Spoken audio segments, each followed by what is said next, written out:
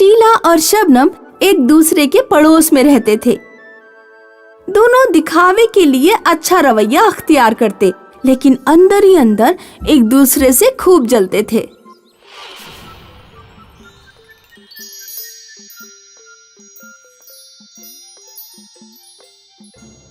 शबनम, मेरे मायके से कई क्विंटल मूली और गाजर आई हैं। लो, कुछ किलो तुम भी रख लो। बहुत बहुत शुक्रिया शीला बहन। शीला जब चली गई तो शबनम बोली, मायके से कुछ भी आए तो दिखावा करने यहाँ चली आती हैं। सड़ी हुई गाजर और मूली छांट कर हमारे घर देने चली आई। सुनो जी, आज ही बाजार चलो, मुझे ढेर सारी साड़ियाँ लेकर आनी हैं। लेकिन गाजर मूली का साड़ी से क्या लेना देना? वो मुझे जलाने आई, अब मैं भी उसे जलाऊंगी। शबनम बाजार जाकर दर्जन भर साड़ियां खरीद लेती है और एक साड़ी शीला के घर लेकर पहुंची। शीला बहन, मेरे शौहर बाजार से मेरे लिए कुछ ज्यादा ही साड़ियां ले आए हैं, इसीलिए मैंने सोचा कि क्यों ना एक साड़ी तुम्हें दे दूं।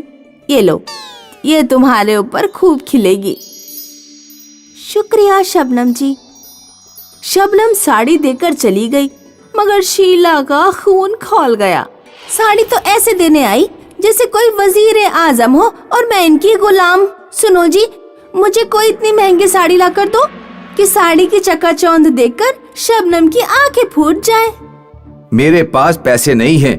पिछले ही महीने मैंने तुम्हें कुंदन दिलाए थे। मैं मुलाजिमत के लिए जा रहा हूँ। शीला का शौहर चला जाता है।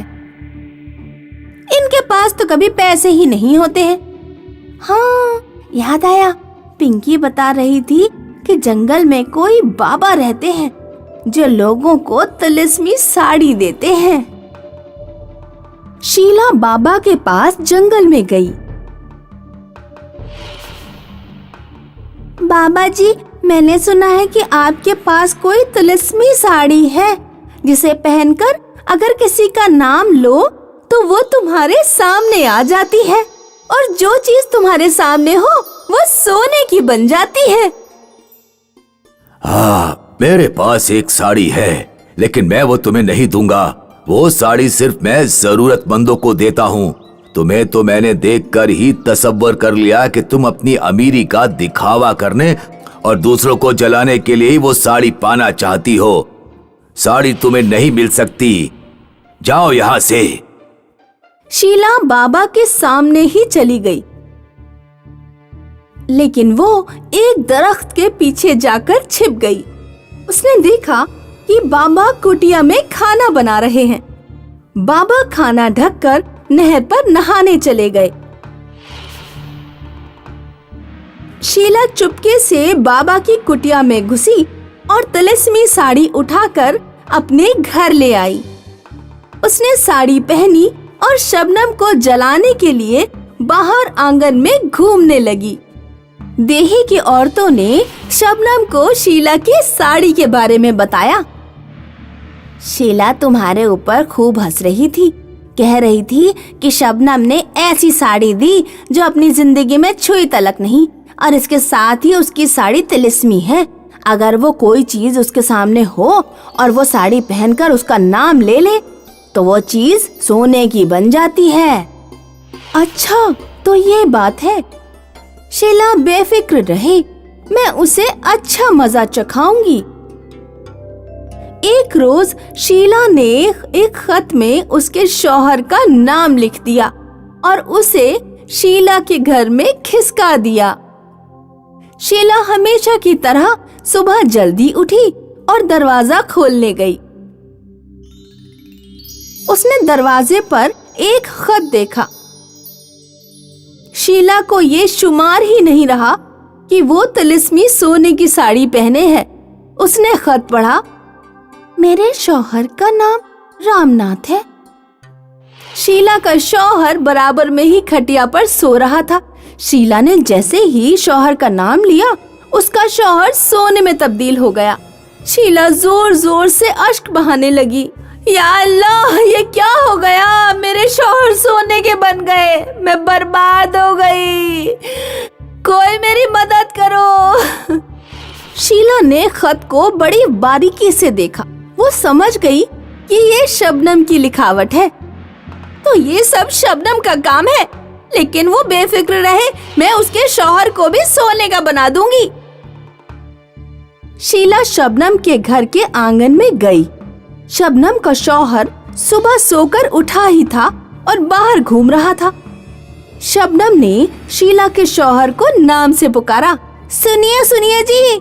नाम लेते ही शबनम का शौहर भी सोने का बन गया। शबनम ने जब अपने शौहर को सोने का बना देखा तो वो भी जोर जोर से रोने लगी। नहीं वालों, शीला चुड़ैल ने मेरे शौहर को सोने का बना दिया, मैं इसे जिंदा नहीं छोड़ूंगी। शीला और शबनम आपस में लड़ने लगते हैं और एक दूसरे के बाल नोचने लगते हैं। तभी बाबा वहाँ पर आता है। अब कैसा महसूस हो रहा है शीला? तुमने मेरी कुटिया से तिलिस्मी साड़ी को चुरा लिया था। अब बताओ, क्या तुम अमीरी का दिखावा करके और दूसरों को जलाकर खुश हो गईं? मुझे माफ कर दीजिए बाबा जी। किसी भी तरह मेरे शौहर को वापस पहले जैसा बना दीजिए और अपनी तिलिस्मी साड़ी वापस ले लीजिए। मैं आपके पैर पड़ती हूँ। बाबा जी, मेरे शौहर को भी पहले जैसा बना दीजिए। मेरी तो कोई खता नहीं है, ये सब शीला का किया धरा है। गलती तुम दोनों की है। तुम दोनों अपने आराम से प्यार नहीं करती, बल्कि दिखावे से मोहब्बत करती हो। अगर जिंदगी में खुशी हासिल करना चाहती हो तो दूसरों का दिखावा करना छोड़ो और जो तुम्हारे पास है उसका लुत्फ उठाओ और उसी से खुश रहो, वरना पूरा निजाम दूसरों को अजियत करने में ही निकल जाएगा और हाथ में कुछ नहीं आएगा। शीला और शबनम बाबा से माफी मांगते हैं और वादा करते हैं कि आज के बाद वो एक दूसरे को अजियत नहीं पहुंचाएंगे और मोहब्बत से मिलजुल कर रहेंगी। बाबा उनके शौहरों को दोबारा इंसान बना देते हैं और तिलिस्मी साड़ी लेकर चले जाते हैं। सुमन के परिवार की माली हालत बेहद खराब। वो अपने अब्बू हेमू और अम्मी शांति के साथ रहती थी। शांति और हेमू दोनों की मशक्कत करने के बावजूद उनका घर चलाना बेहद मुश्किल हो रहा था। कई बार तो 2 वक्त की रोटी भी नसीब नहीं होती थी तीनों को। एक रोज हेमू और शांति आपस में एक दूसरे से बातचीत कर रहे थे और सुमन ने घर के बाहर से सुन लिया। अल्लाह ऐसा क्यों कर रहा है हमारे साथ? दिन रात मेहनत करता हूँ मैं। एक बेटी तक को खुशियाँ नहीं दे पाए हम। हमारी हालत देख के तो कोई उससे भी निकाह नहीं करेगा। सुमन ये बात सुनकर अंदर आती है और कहती है, अम्मी अब्बू, आप लोग इतना परेशान क्यों होते हो? मैं बेहद खुश हूँ आप लोगों के साथ। मुझे कोई कमी नहीं है यहाँ। ये देखिए, मैं मजार से कुछ फल लेकर आई हूँ आप लोगों के लिए। सुमन ने सारे फल अपने अम्मी अब्बू को दे दिए, ये कहते हुए कि वो मजार में खाकर ही आई है। पर सुमन भी भूखी थी। उसने सुबह से कुछ नहीं खाया था, पर अपने अम्मी अब्बू को खाते देख उसका पेट भी भर गया। इसी तरह सुमन कहीं ना कहीं से हर रोज कुछ ना कुछ ढूंढ कर ले आती थी। एक दिन अपने अम्मी अब्बू के लिए कुछ मिठाई लाते हुए उसे रास्ते में एक बच्चा दिखा। वो बच्चा बेहद भूखा लग रहा था, जैसे उसने 5-6 दिनों से कुछ भी नहीं खाया हो। उसका कद बहुत छोटा सा था और वो बिना कुछ कहे सुमन के हाथों में मिठाई के पैकेट को देख रहा था। तुम इस रास्ते में अकेले क्या कर रहे हो? तुम्हारे अम्मी अब्बू कहाँ हैं? उस बच्चे ने कुछ नहीं बोला और चुपचाप मिठाई को देखता रह गया।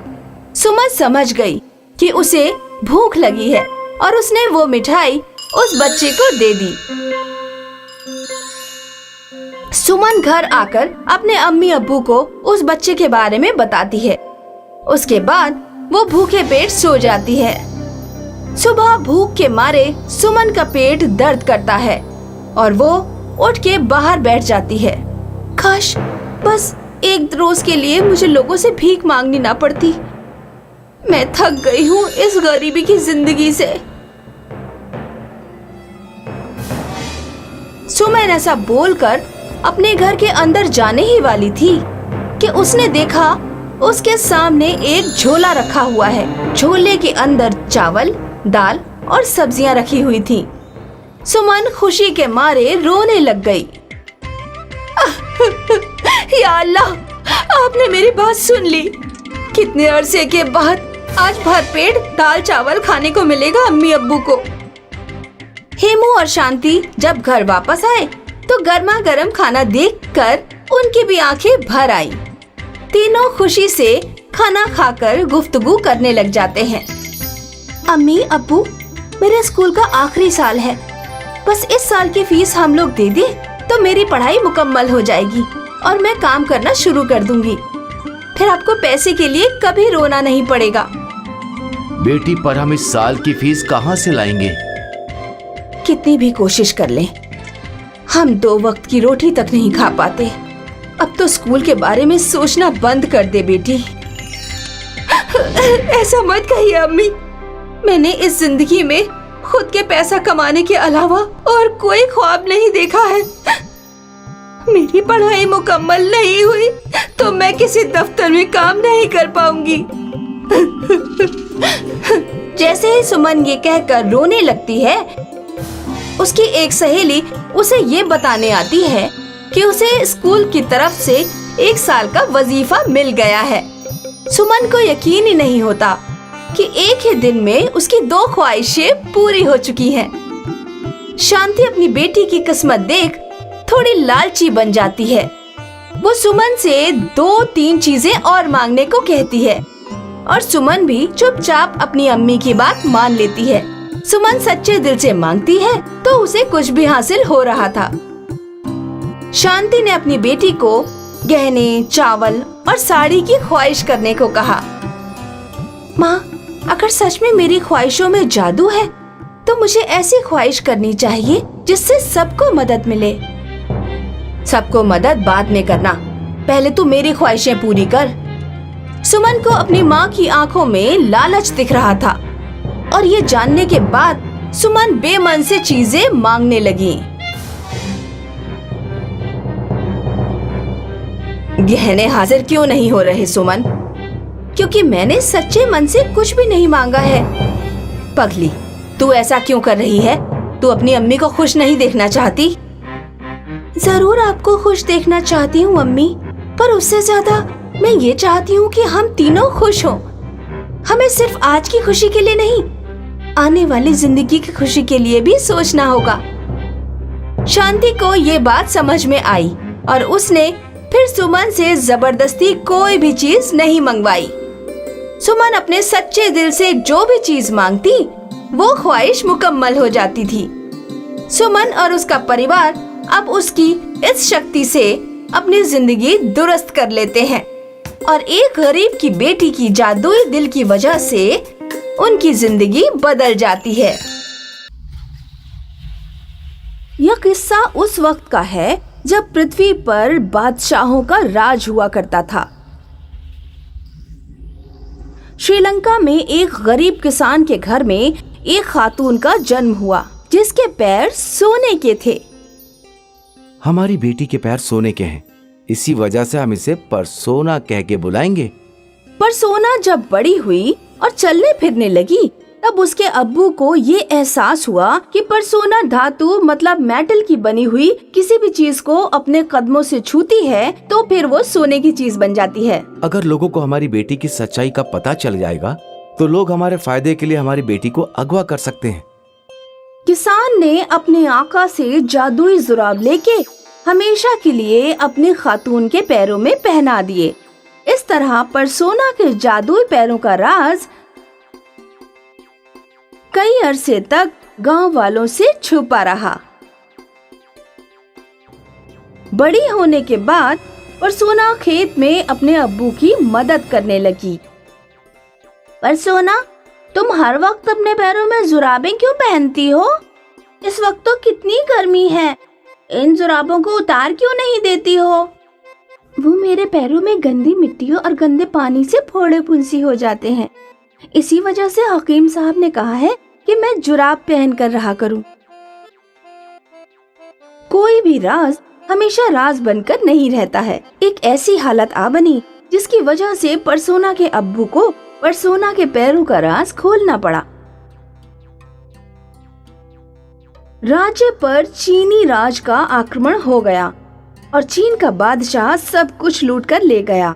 श्रीलंका का बादशाह गांव-गांव जाकर गरीब हो चुकी जनता की हर तरह से मदद कर रहा था। मेरे मुल्क के प्यारे लोगों, इस मुश्किल वक्त में मैं आपके साथ हूँ। मैं किसी को भी भूख से मरने नहीं दूंगा। आप लोग भी अगर हो सके तो एक दूसरे का हर मुमकिन मदद करें। किसान से बादशाह और जनता की तकलीफ देखी नहीं गई। उसने बादशाह को अपनी बेटी के जादुई पैरों के बारे में बता दिया। बरसों बाद परसोना ने अपने जुराब उतारे और वो लोहे की बड़ी बड़ी प्लेटों पर चल पड़ी। लोहा सोने में बदल गया। इस तरह से परसोना के पैरों की वजह से एक बार फिर मुल्क में खुशी और बरकत आ गई। परसोना बेटी, हम तुम्हें एक महल बनाकर देना चाहते हैं। पूरे मुल्क की यही ख्वाहिश है। बादशाह, आपने मुझे इस काबिल समझा, इसके लिए शुक्रिया। लेकिन मैं अपनी अम्मी और अब्बू के साथ अपने ही घर में खुश हूँ। बादशाह की बेटी जैकलीन ने जब परसोना को इतनी इज्जत मिलते हुए देखा तो उसे बेहद जलन हुई। कानून मैं हूँ और सारा सम्मान उस परसोना को मिल रहा है, सिर्फ उसके कदमों की वजह से। कानून जैकलीन ने प्रेतों के आका की पूजा की और एक काली चुड़ैल को बुलाया। चुड़ैल, मैं तुझे 13 बकरे खाने को दूंगी, सिर्फ परसोना से उसके कदमों की खासियत छीन ले। 13 बकरे, आपका काम हो जाएगा खानुम। परसोना एक दिन जब अपने घर पर सो रही थी तो चुड़ैल ने उसके कदमों पर मंत्र पढ़कर अपना काला पानी छिड़क दिया। अगली सुबह जब परसोना सोकर उठी तो उसके पैर कोयले के बन चुके थे। अब्बू, मेरे पैरों को क्या हो गया? ये बिल्कुल काले पड़ गए हैं। परसोना ने अपने कदमों से जिस भी चीज को छुआ वो कोयले की बन गई।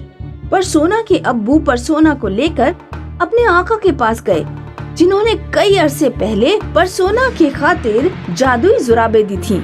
ये किसी चुड़ैल के जादू की वजह से हुआ है। तुम्हें अपने पैरों को वापस पहले जैसा करने के लिए पूर्णिमा की चांदनी रात में कमल के फूल के तालाब में अपने कदमों को धोना होगा। परसोना ने पूर्णिमा की खिली चांदनी में कमल के फूल से भरे हुए तालाब में जब अपने कदमों को धोया तो फिर वापस उसके पैर सोने के बन गए और एक बार फिर से उनकी खासियत वापस आ गई। खानूम जैकलिन ने फिर चुड़ैल को बुलाया। चुड़ैल, तुम्हारे जादू ने असर नहीं किया, परसोना के पैर वापस सोने के बन गए हैं। परेशान ना हो खानूम साहिबा, इस बार मैं परसोना के पास कोई उपाय नहीं छोड़ूंगी।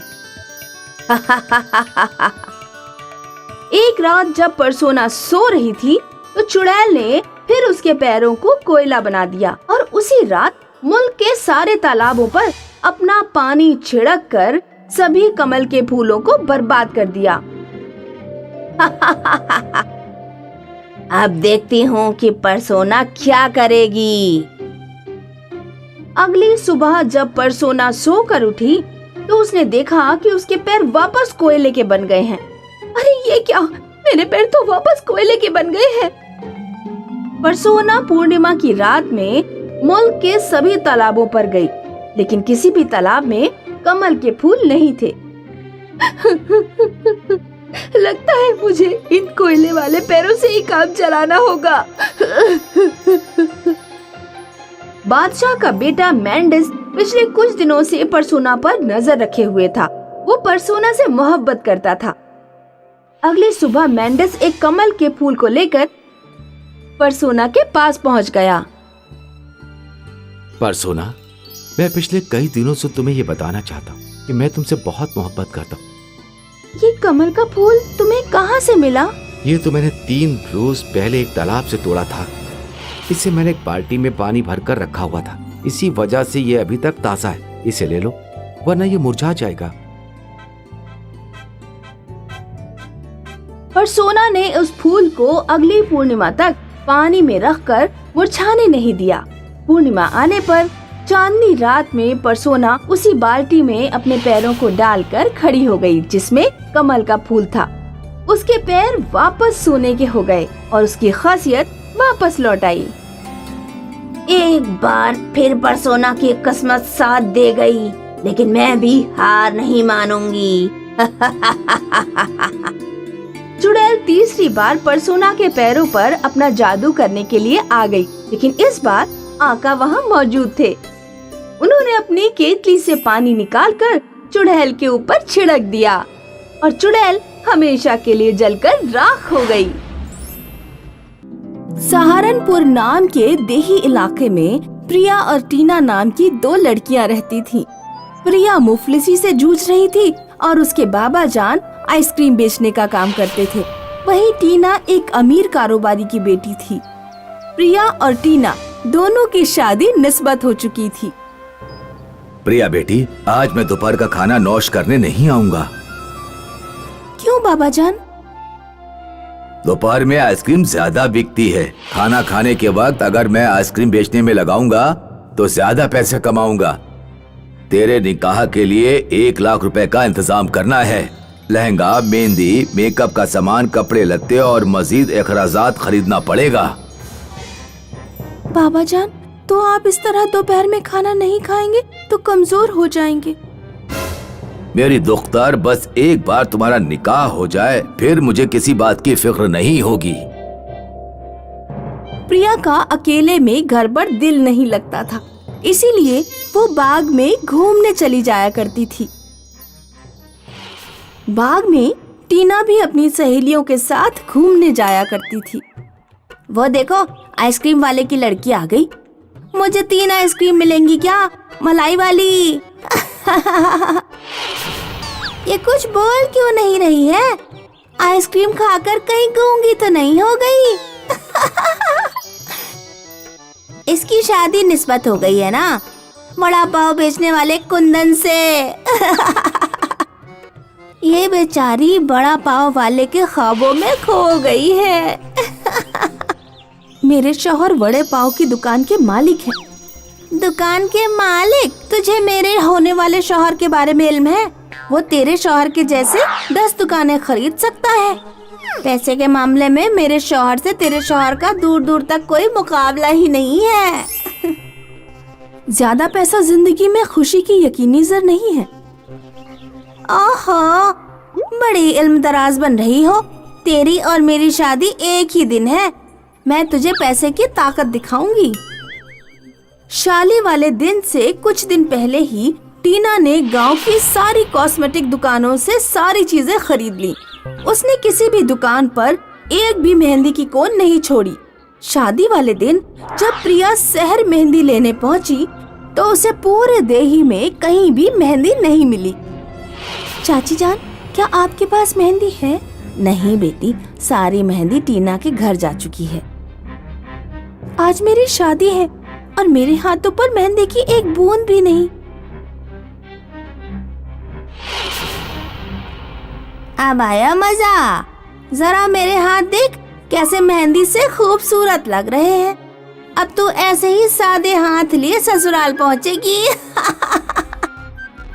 टीना चली गई और प्रिया आंखों में अश्क लिए वहीं खड़ी रह गई। प्रिया को कहीं से कोयल की आवाज सुनाई दी। इतनी खूबसूरत कोयल की आवाज मैंने पहले कभी नहीं सुनी। प्रिया आवाज की तरफ कदम बढ़ाती गई।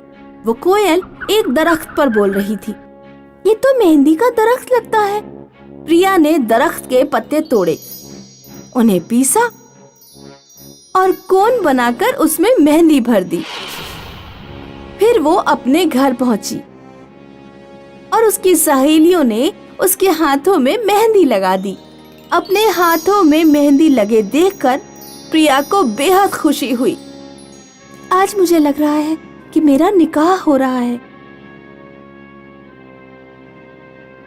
प्रिया अपने ससुराल पहुंची। तुम्हारी मेहंदी तो बहुत खूबसूरत रची है, मेरी तो कुछ ही घंटों में फीकी पड़ गई थी। ये मैंने एक दरख्त से खुद बनाई थी।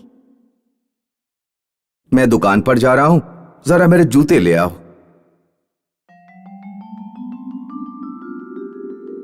प्रिया ने जैसे ही जूते छुए, जूते सोने के बन गए। या अल्लाह, ये क्या हो गया? प्रिया ने साबुन छुआ, साबुन भी सोने का बन गया। अब वो जो भी शय छूती गई वो सोने की बनती गई।